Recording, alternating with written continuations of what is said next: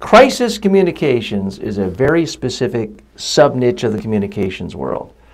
Let's define our terms. A crisis in this context is when something happens to you or your organization where the information put out by the media is potentially so damaging that it could do fundamental harm to your long-term brand and reputation, harm your business dramatically. Think of things like the oil spill in the Gulf from BP.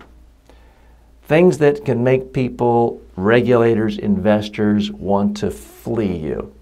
That is by definition a crisis. Crisis communications is what you say in the aftermath of something like that.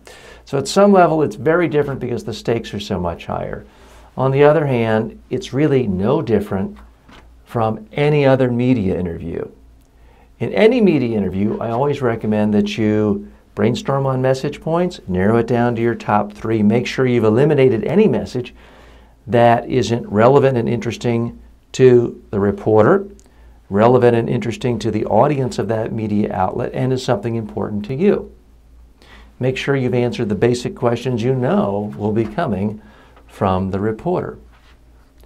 Next, you have to package your messages with sound bites, quotable elements. And if you want to know exactly what those are, I'll email you a couple of my media training books that have chapters outlining how to make a soundbite. Just email me, tj@mediatrainingworldwide.com, to ask for the media training books.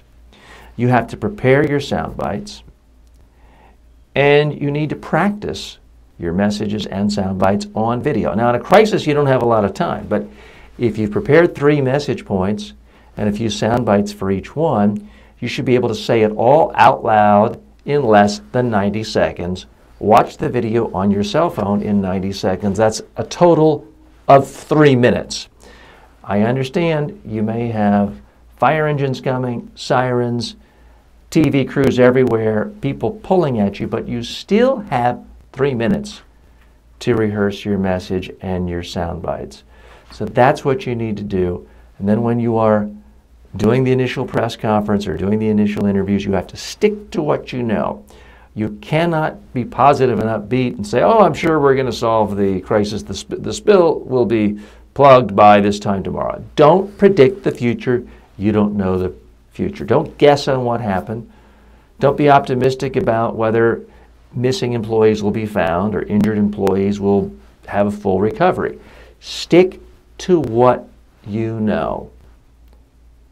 Focus on what you're doing to solve the problem. Express sympathy for anyone who's been harmed. Focus on that, and you will communicate effectively during your crisis.